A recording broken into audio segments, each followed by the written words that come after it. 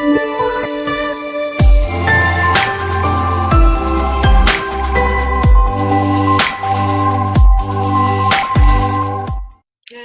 morning, everyone. Thank you so much for showing up, and good afternoon to some of you that are on a different time zone. I am here in beautiful Arizona, although it looks like I am back in the Caribbean. I just came back from Necker Island and had great fun, and I'm not ready to let it go yet. So I'm sharing a little bit of Necker Island with you this morning. Thank you again for coming in. I am Dr. Maria Church, one of your co-hosts for this morning for Recipe for Sharing, 3 key ingredients for successful storytelling. And with me today, also co-hosting, is Sarah Gardner. And if we could switch on to the next slide, that would be wonderful. We also have Sarah Gardner here with us from Municipal World supporting us in the webinar this morning. We thank you, Sarah, for working behind the scenes and handling the technology for us. Again, I'm Maria Church, CEO of Government Leadership Solutions, and we work here in the United States and North America, actually, working with folks like you, with local governments, to really help you get very intentional and very strategic on creating organizational cultures that you really need and want to have to support your strategic objectives and also to attract and retain the top talent. So again, with me this morning is Susan Gardner, CEO of Municipal World. Good morning, Susan. Good morning. Thanks, Maria. I'm here in Ontario, where it's noon right now, and we have folks joining us from across Canada and the US today. So welcome, folks. Municipal World, for those of you who don't know us, we've been helping municipalities share their stories since 1891, so over 125 years, and I'm really proud to be part of that tradition and to be working with Maria here today to help share some of those ingredients for good storytelling with folks today. Yay, yes. All right, so let's get right to it. How the heck did we get here? It's a good story. Maria and I met actually at the Transforming Local Government conference last year in Tacoma, Washington. It's a conference put on by the Alliance for Innovation. It involves local governments, local government employees, managers who are really committed to the value of public service and local government, and committed to finding new and innovative ways to do things together. So we met there, and Maria came in and had an interview, and we talked about love-based leadership. We had a long conversation for what was supposed to be a very short video recording, and when an opportunity came up this year to do a learning lab together, we decided after very little discussion that we wanted to focus on storytelling. And we both believe storytelling is really important for local government success today, inside your organization and out. So we're doing a learning lab that's going to share 7 secrets to successful storytelling at the TLG conference, and thought, why wait? Let's share some of those ingredients now. So that's why we're doing this webinar. Throughout the presentation, if you have questions, there's a little Q&A button along the bottom of your screen where you can send us questions in, and at the end of the presentation, hopefully there'll be some time to take a couple of those questions and answer some of the things that you might be wondering about with your own storytelling. Great. Yeah, so the questions will happen throughout. All right, that said, let's do a poll. So let's not wait on these questions right now. Let's do a poll just to give us a sense, Susan and Sarah, to see where our participants in the webinar are with their strategic storytelling. So is your organization participating in strategic storytelling? So if you answer this quick poll, we'd appreciate it. Yes, no, you're not sure. So we'll do that for just a few seconds here. We can get a sense of where everybody's at.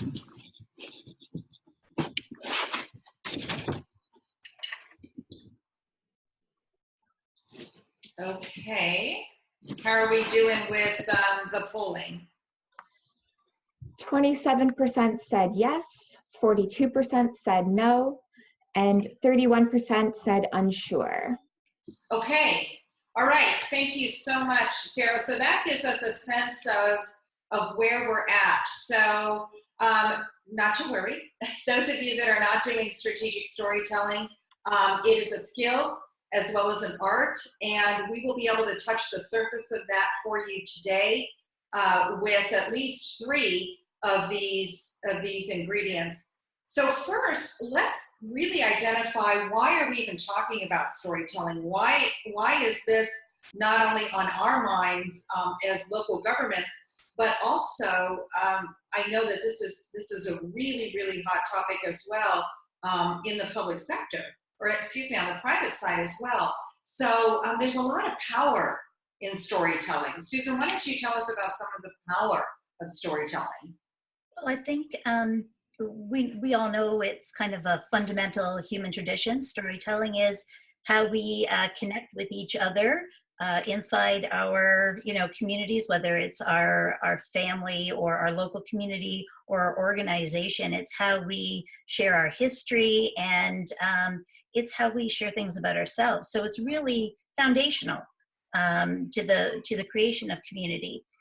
And across North America, there's no community that's been untouched, I think, by the challenges in traditional media, print media in particular, and where we used to see a lot of newsrooms in communities dedicated to municipal news and to local government news. A lot of that has been kind of decimated, I think it's fair to say. So where those organizations still do exist, they're perhaps operating with a skeleton crew, or they're focusing more on regional news and so on. So the challenge for communicating with your community, if you're a local government or any other kind of organization for that matter that is interested in reaching out to the local community, the challenge really is to share your own stories. And a lot of people are afraid to do it, don't understand how to do it. And so that's why there's real value, I think, in us having some of these conversations. And, a lot of organizations will have perhaps a traditional communications, the fortunate ones.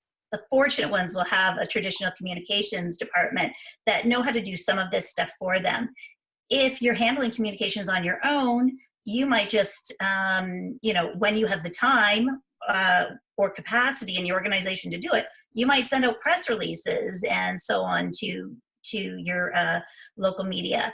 But press releases aren't stories, and we're going to dig in more to that. But that's kind of one of the foundational things to understand. Media releases aren't enough. So let's dig into it. So that's so true. And to the point of the power of storytelling, and again, like you said, we can do that both internally as well as externally, and recognize that it is powerful in both ways. And that I do massive culture work with local governments, and one of the threads that's woven throughout our entire process and work together when we're working on the culture is the power of storytelling. And we integrate storytelling at each stage of what we're doing, so that we're not just creating words on a wall, so to speak. We're actually creating the culture that we're living and breathing every day. And in order to do that, we must do that through story, because these amazing, wonderful things are happening every day. And so when we can really cultivate these stories, not make them up, but just really cultivate them and curate them, and then strategically and intentionally share them, it is so powerful inside of the organization for really solidifying a culture for who these people want to be, who they say they are, and who they want to be. And so it's really cool because it is so powerful. All right, what's the first ingredient? So we're going to dig in here and know your point. And we've got our Giphy here of Ron Swanson from Parks and Recreation. sharing sharing the first secret, know your point. I think probably we all can relate to, starting into a story and not really having a clear focus, and maybe seeing somebody like Ron Swanson. What's your point? Get to it. So hopefully we don't have to live that reality too often, but it's an important part of storytelling. So it is. And you know what? I think that, we've grown up with stories. Like you said, it's ingrained just in our culture, in our communities, stories are. And some of them are really entertaining, and some of them are very poignant. Some of them are very emotionally charged. And some of them just go on and on and on, and we don't know what's the point. So the powerful ingredient in storytelling, and the first ingredient, we talked about that back and forth, like what's the first ingredient? What's the foundational one? And it really is, what's your point? What's the point that you want to convey? What's the point that you want to put forward? Compelling storytelling always starts with clarity around what is the point.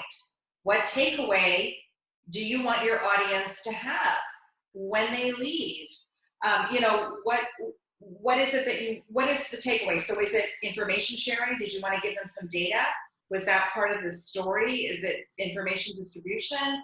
Is it to move people in a direction?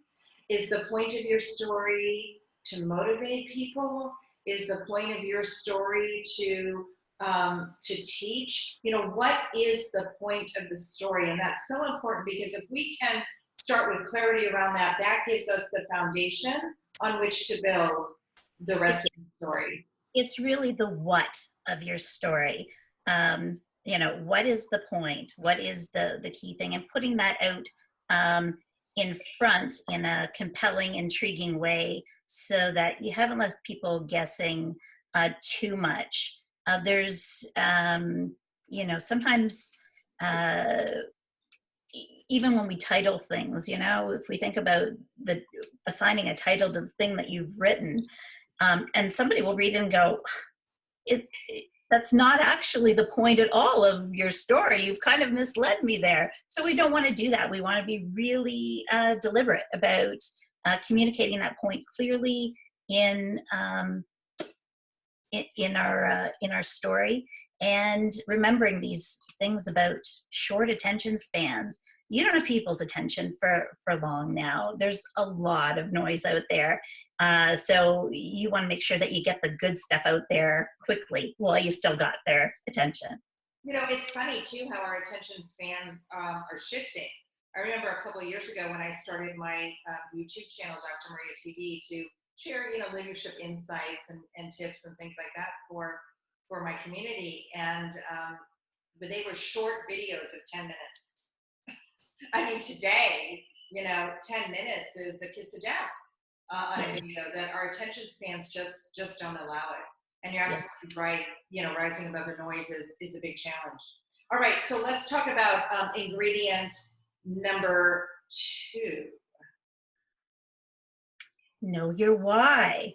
So, like this quote from Michael Hyatt, when you know your why, you'll know your way. Yeah, it's important to know why you're even investing your time and energy and to tell this story. But knowing it, once you know that, it helps a lot of other things fall into place around how you're going to tell your story and where. So know your why. Let's dig into that a little bit. So like Maria alluded to before, your why is your purpose. Is it to educate and inform? Is that why you want to tell a story? Perhaps you'd like to make a professional contribution to your community of practice. Maybe you want to, you have some insights you think others in your profession could benefit from. Maybe you want to make a presentation, for example, at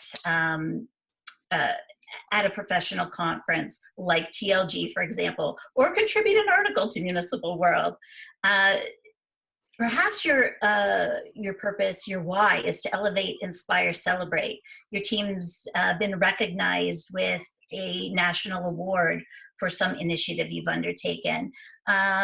So all of that, understanding all of those things, your reason for doing it, helps fill in a lot of the blanks that are going to come in the next ingredients.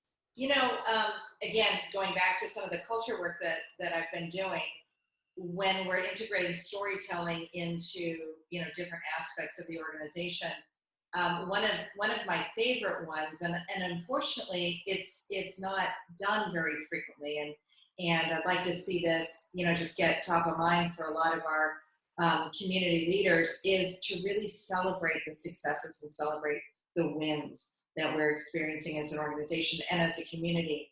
And they don't have to be like massive, you know, we just got this $1 million grant, you know, I mean, that's cool. It could be something like, I remember one of our counties, one of the public works employees had found a wallet when he was out working, and there was a lot of money in the wallet. And actually, this was here in the United States, and the wallet belonged to a gentleman in Canada. And he was here on holiday and lost his wallet. And so, you know, the fella made sure to get it to this gentleman, who was not only thrilled, but pleasantly surprised that all of the contents were still there. Now that's a little thing, but what a great story, and how worthy is that of telling the story. So yeah, you know, I think we can integrate story, and we can celebrate so much more. One of I the think we all feel good too when we see stories. You know, municipalities that share stories about volunteer work that, you know, the folks inside their organization are doing out in the community, because it's another face of the people that we don't always get to see. And I think that's so important for your community, but I think it's also really important, like you said, inside the organization, for the people who work there to be valued and recognized for those contributions, and to help change some of the dialogue that we have within our communities. I could not agree with you more. You know, one of the questions that I'm asked a lot working with people is, how do we increase engagement, or how do we get engagement?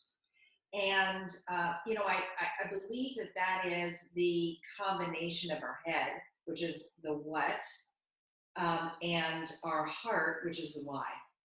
And so if we can combine those two incredible forces together, it increases engagement like tenfold, 100-fold.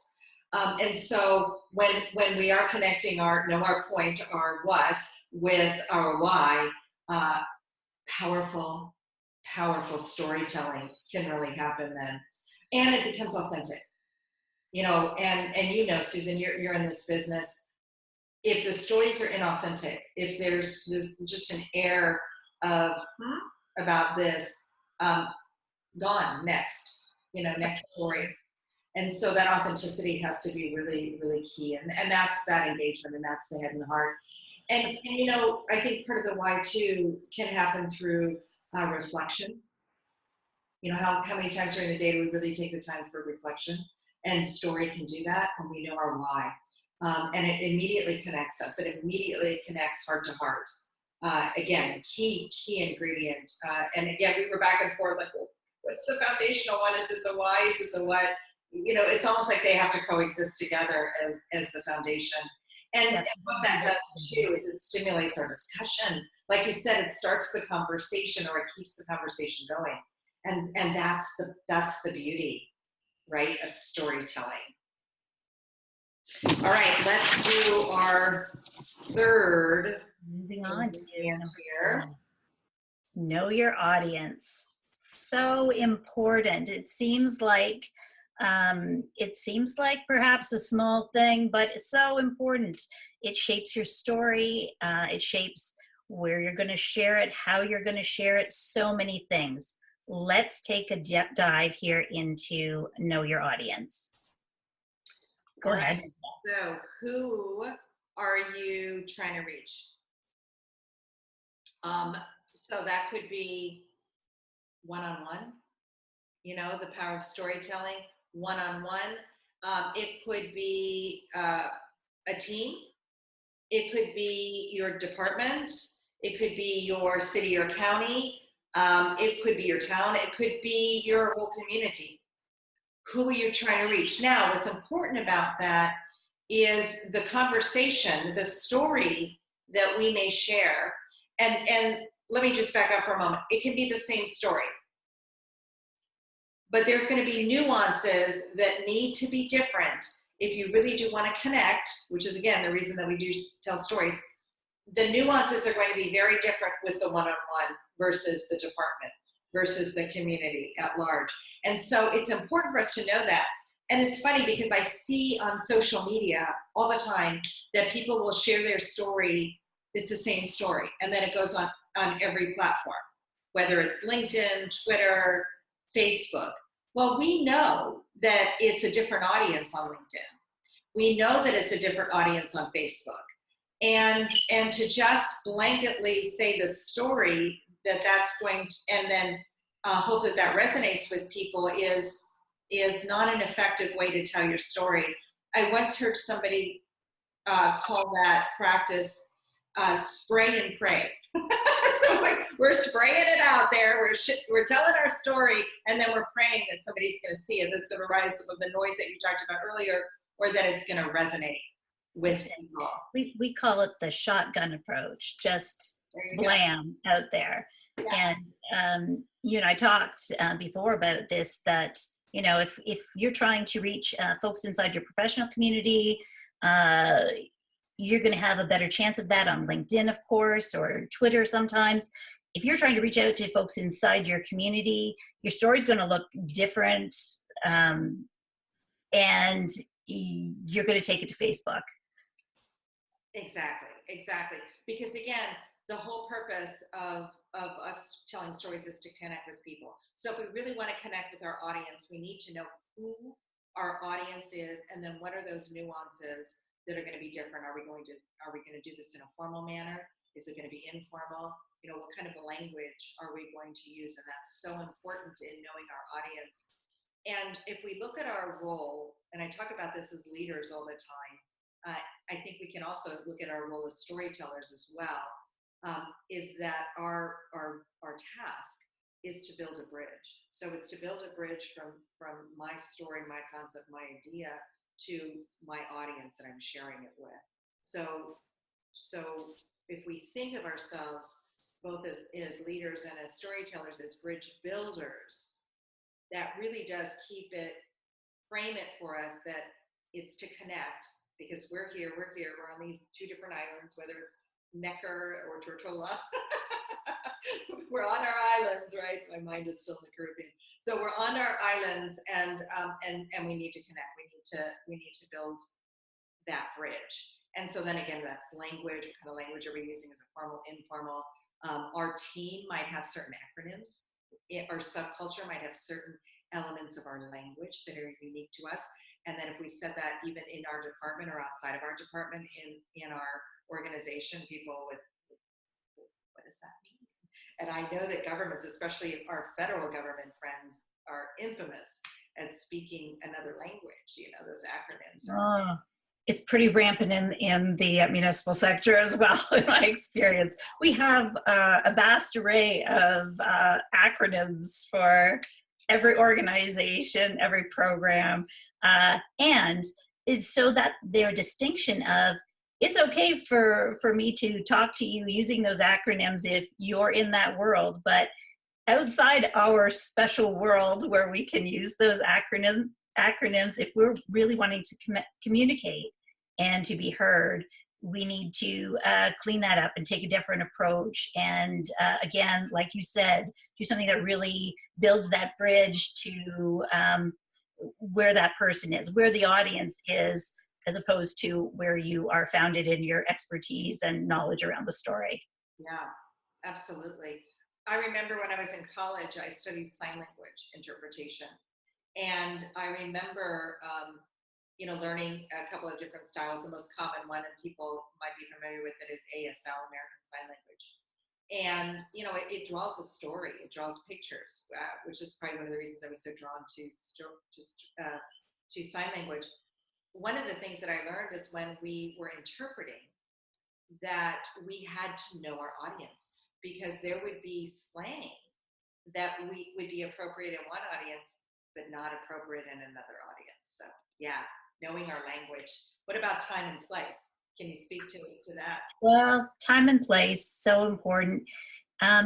Really knowing some of the intimate details around your audience, the demographics, the challenges that they might be facing, what they're dealing with right now, so important to sharing your story. So if we talk about where, for example, I think we referred earlier to, if you want to reach out to your professional community of practice, great way to do it is through a publication like Municipal World, or to do a presentation at an event. So that's kind of knowing, that's where you're going to find the people who are interested in this. If it's inside your own community, you're going to want to do it, somewhere local and have some sort of conversation cafe or something like that. You're going to take a different approach, and you're going to be very sensitive to timing too, because you're not going to want to do this on the Friday before a long weekend, for example, in your community or in your profession for that matter, because you're not going to have people's attention. And, one example that I'm really fond of is, if you have something that you need to get out to elected officials and it's an initiative or a topic that you really need them to pay attention to because it's important, there's good times and places to do that. Right before or during an election is not a good time to do that. Some people would say into the fourth year, the final year of their term of office is not a good time to do that. So you have to pick your moments and know when, keep your powder dry, as they say, if it's not the right time and place. It takes us into tools and channels as well, kind of as we alluded to before. Different audiences you're going to find on different channels. You're going to use different tools, and we're going to dig more into that, much more into that in our presentation in Reno. But a lot of it falls out of this concept of knowing your audience, knowing who you're talking to. Yeah, and you're right. We will be able to go a little bit deeper. Let's do another poll, because Susan and I are, finalizing what that webinar is going to be, and we know we want to get down, into more nitty gritty, which we'll tell you about shortly.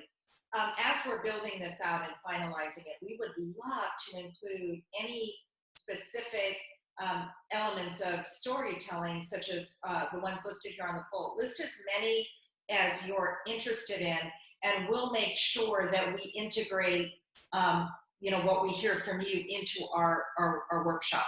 Now, we know that some of you may not be attending TLG, and so Susan and I are discussing the idea of maybe doing a follow-up webinar after TLG to bring some of those concepts to some of you that may not be able to join us in Reno, although we do hope that you will join us in Reno, because it's an extraordinary conference, and the attendees are just wonderful. I mean, the ideas, the synergy, the creative conversations that we're having at this conference it's wonderful.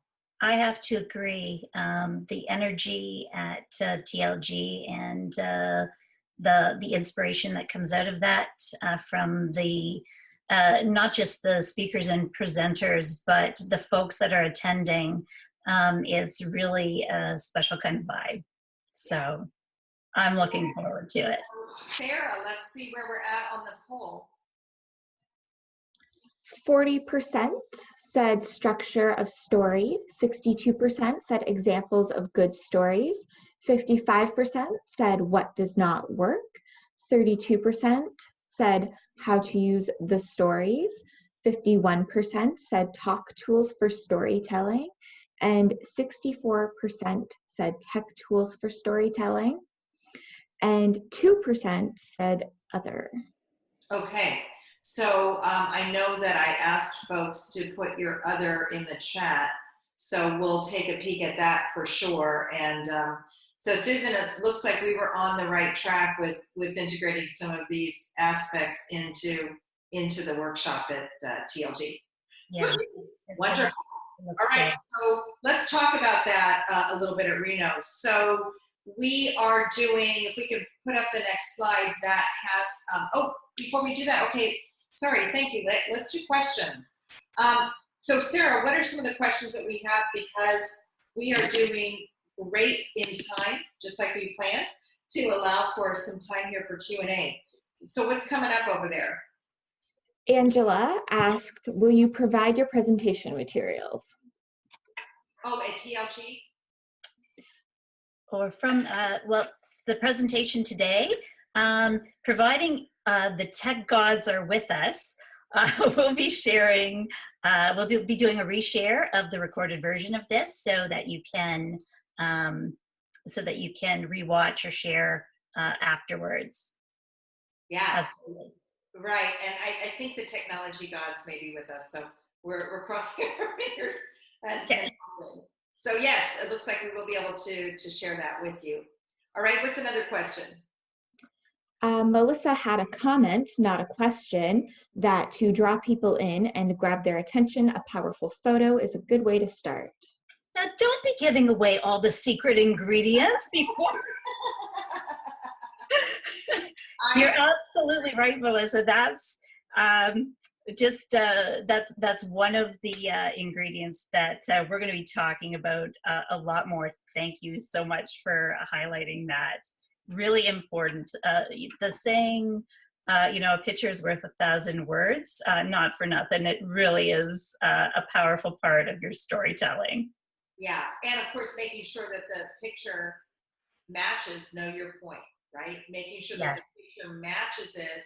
I've been teaching college courses, gosh, for probably 20 years now. And of course, I have my students do presentations, and, it's very visual, as well as, speaking through the presentations. And, I'm always really just trying to bring people back to, if you're going to show a visual image on this slide, it has to have meaning. It has to have a point. It has to have that bridge to what is it that you're trying to convey.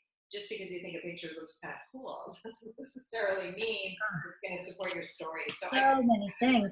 And so many things that we need to be aware of too, around our own personal biases, things that we might not even recognize. And if you let somebody else look at that picture before you share it, they'll be like, there's that thing there that just. It's sort of that. Yeah, a lot of stuff that we can talk about around photos. I agree. All righty, what's the next question? Sue asked, how could storytelling be used to bring people on board on contentious or potentially divisive issues?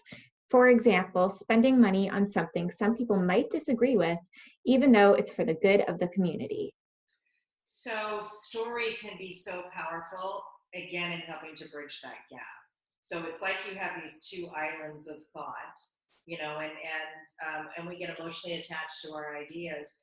And so in order to build that bridge, we have to find some common ground.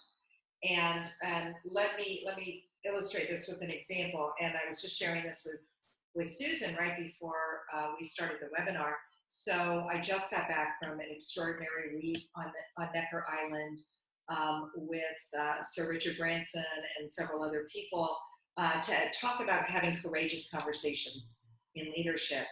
And the former president of Colombia was there.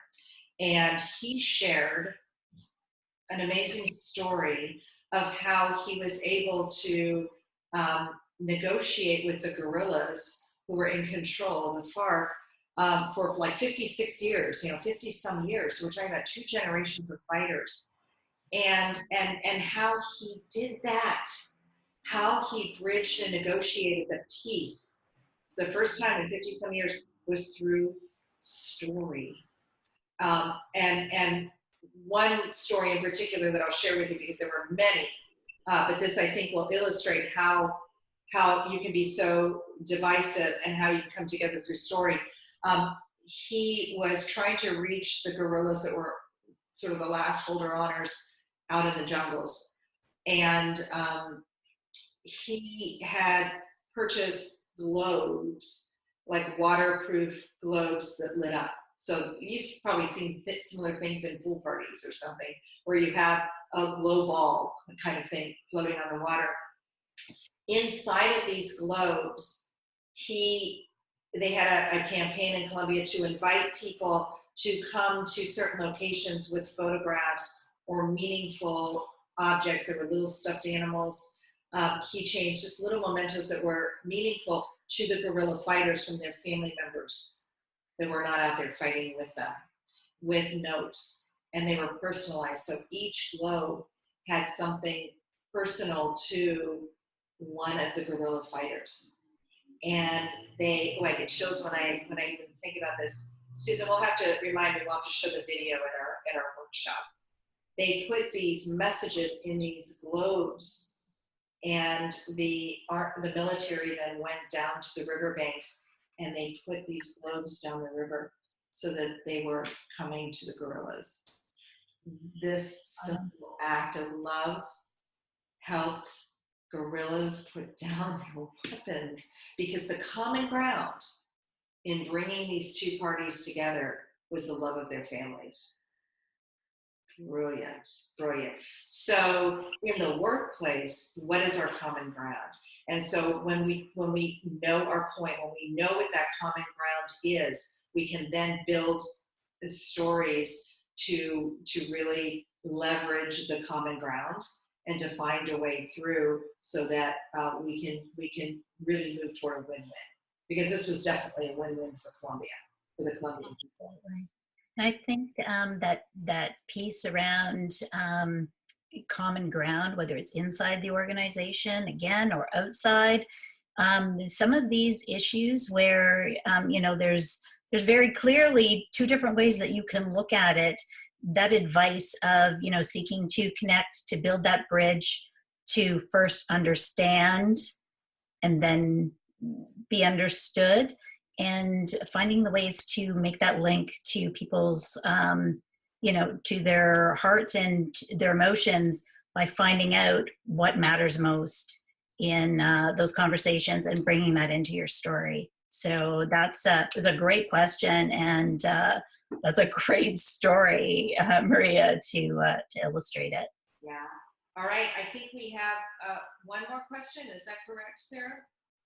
Yes. The last question is from Maria.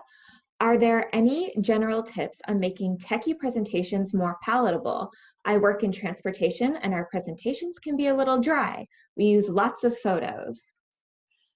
So I don't know, Susan, if you have any response to this, but I certainly would say we need to integrate stories, because the stories are there. So what are some great transportation stories that you can use? So for instance, one story comes to mind when I was working with a city government, and they had, transportation department, the buses and whatnot.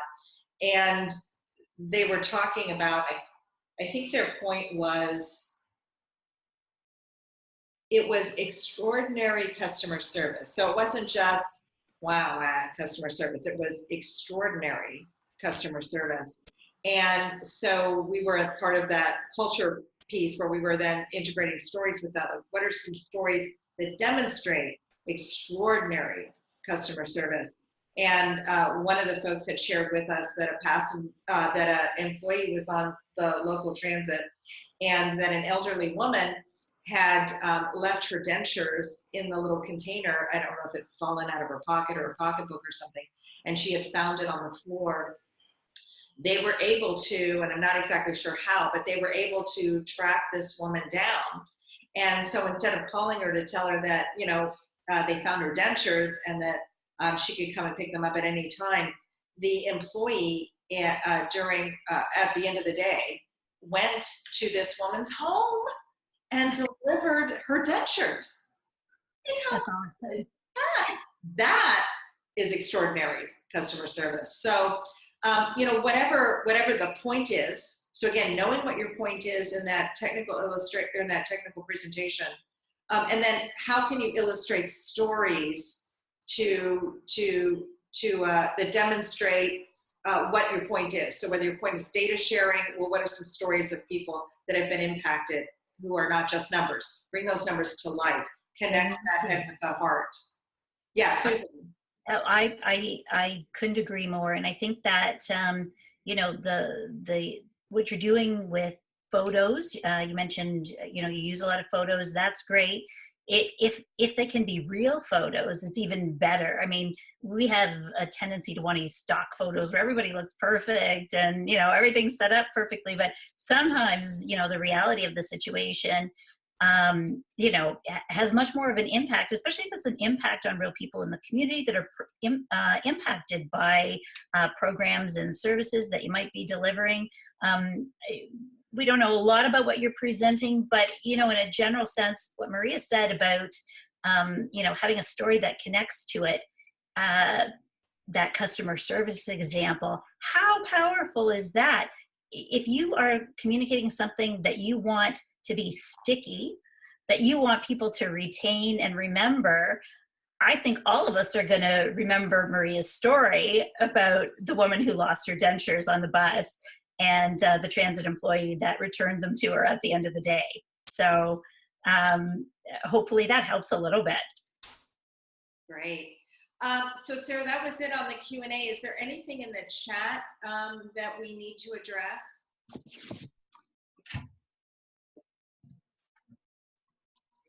Oh, what is TLG? I just saw one. What does TLG stand for? It stands for Transforming Local Government. So again with the acronyms, sorry about that. Transforming Local Government. It's the event that's hosted by the Alliance for Innovation. And this year's event, this is a good time to go to our next slide, maybe. Yes.